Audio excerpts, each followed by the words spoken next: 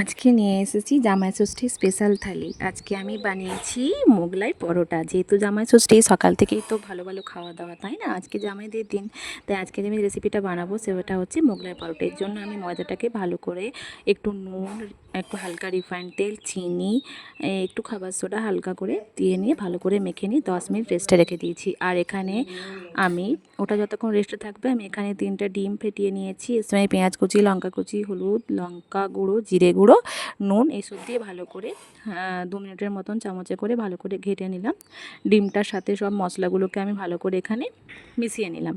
এরপর আমি এটাকে একটু সাইডে রাখবো। এরপর কড়াই তেল চাপিয়ে দিয়েছি গরম হওয়ার জন্য। এরপর আমি যে ময়দাটা মেখে রেখেছিলাম ওটা ভালো করে সেট হয়ে গেছে এবং নিয়ে এসে লেচি কেটে নিয়েছি একটু মিডিয়াম সাইজের। এরপর এরকম করে পাতলা করে বেলে নেব। আপনারা খুব পাতলা করে বেলে নেবেন, তাহলে খুব ভালো হবে, মানে মোটা মোটা লেয়ার হবে না তাহলে পরোটাটা।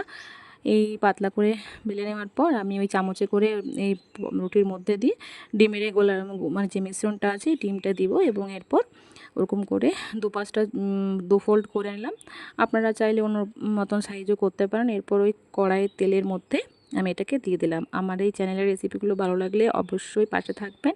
কমেন্ট বক্সে লিখতে কিন্তু ভুলবেন না যে আমার রেসিপিগুলো কেমন হচ্ছে। সাবস্ক্রাইব করতে কিন্তু ভুলবেন না। তো এই দেখুন আমি এরকম করে দু পিঠ খুব ভালো করে ভেজে নেব লাল লাল করে। লাল লাল করে না ভাজলে ভেতরটা কাঁচা থাকবে। তো এখানে আমি আঁচটা একদম মিডিয়াম করেছি, হাই আঁচে ভাজিনি। তেলটা শুধু হাই আঁচে গরম করে নিয়েছি। এরপর আমি এক পিঠ পাল্টে দিলাম এবং আরেক পিঠ ভালো করে ভেজে নেব। এই রেসিপিটা মানে এই পরোটাটা সবার সাথেই চলবে। ডিনার হোক, লাঞ্চ হোক, ব্রেকফাস্ট হোক, টিফিন হোক, অফিসের লাঞ্চ বক্স হোক, এটা হলে খুবই ভালো লাগে খেতে, মানে খুবই টেস্টি হয় এটা খেতে। এরপর আমার দেখুন এরকম করে সবগুলো আমি ভেজে নিয়েছি। কত সুন্দর লাগছে দেখতে। চলুন এটাকে এবার একটা প্লেটে সাজিয়ে নিই। তো এখানে আমি পরোটাগুলো সব কেটে নিয়েছি ছুরিতে করে এবং একটু স্যালাড দিয়েছি, আচার দিয়েছি, এখানে আলুর দম আছে। আপনারা চাইলে সসের সাথেও খেতে পারেন। আজকে এই পর্যন্তই। রেসিপিটি ভালো লাগলে অবশ্যই কমেন্ট বক্সে লিখবেন। আবার আসবো অন্য একটা রেসিপি নিয়ে। ততক্ষণ পর্যন্ত টাটা।